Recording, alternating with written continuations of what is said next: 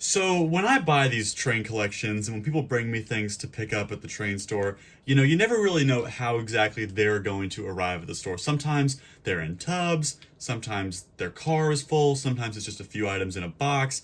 But the other day I had a first for the store. This was the first time that someone has brought me a Ziploc bag full of trains. But that being said, I'm excited to see what is inside this Ziploc full of N-scale stuff in here.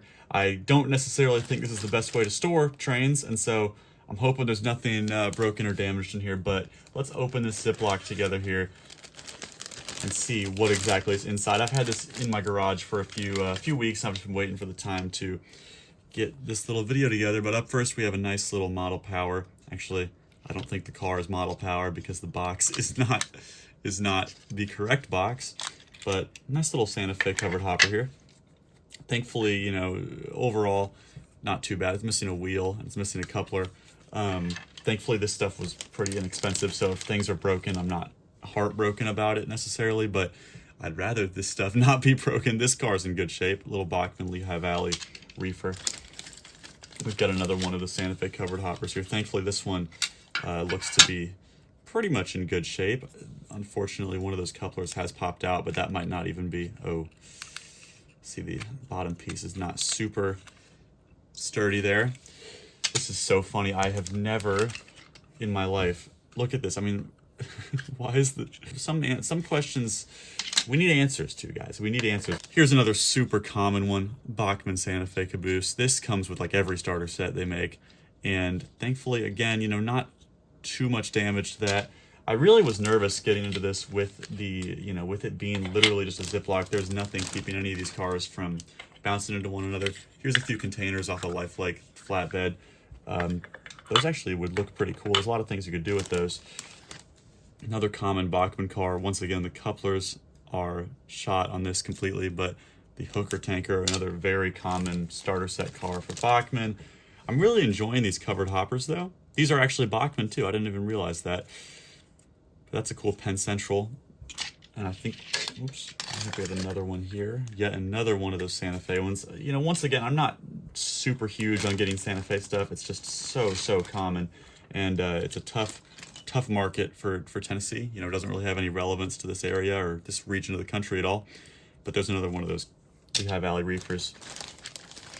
And here is yet another classic Bachmann one, the Union Pacific reefer. I'm assuming this person had a couple of, the standard Bachmann starter sets, because I'm seeing, once again, a lot of the common cars that they would put in there. This one's, that's pretty jacked up, that end of the caboose there. Here's another just Bachmann staple, the Swift reefer. They make, HO and N scale. That's super common. And I see here another common Bachmann, probably my favorite of like the cars that Bachmann throws in everything. I think this was in that Santa Fe AA freight set that they always made. I think they've made that set the same way for like 20 years, but I actually like this a lot. The Sealand containers on the New Haven flatbed. And speaking of the Santa Fe AA set, I think we have here the power from that set. And, you guys know how I feel about Santa Fe F units, especially the inexpensive ones. They're classic, yes, but also they are just so produced and played out. I think every major train manufacturer has made probably more of that than any other engine in their lines. Maybe the only competition would be Lionel with like the Pennsylvania Flyer kind of stuff, but anyway, it looks like we have some maybe, micro machines or something like that here.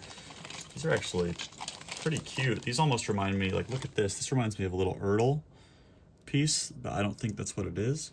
But it reminds me of something that they did in their John Deere line.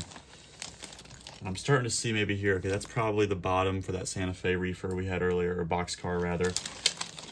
And this, I think we've had the box for too. That's another common Bachmann car, like we've kind of deduced here. I think this was all stuff that someone had put together from Bachmann starter sets, which of course is totally cool. In fact, here's another powered F unit there. I'm sort of curious now what sets these would have been from. I know one of them probably would have had that powered A unit with the dummy.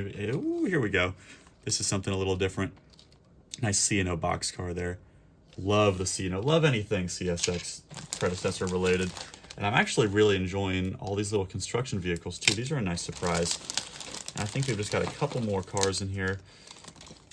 Here's another nice covered hopper, something a little bit different. I think we'll wrap it up with a Union Pacific caboose in here. So overall, you know, nothing too crazy in this collection. Oh, actually here, that's a cool piece, little N-scale Dodge truck. I really like that. And then it looks like the rest of this bag is just, you know, a couple different various parts. There might be some wheels in there that go to something here. But what do you think, guys? Would you ever store your model trains in a Ziploc bag? What's your favorite item here? Let me know in the comments. And we've got a lot more unboxings on the way. You can check out all my stores at cadencesrailyard.com. But in the meantime, guys, thank you for watching, and I'll see you in the next one.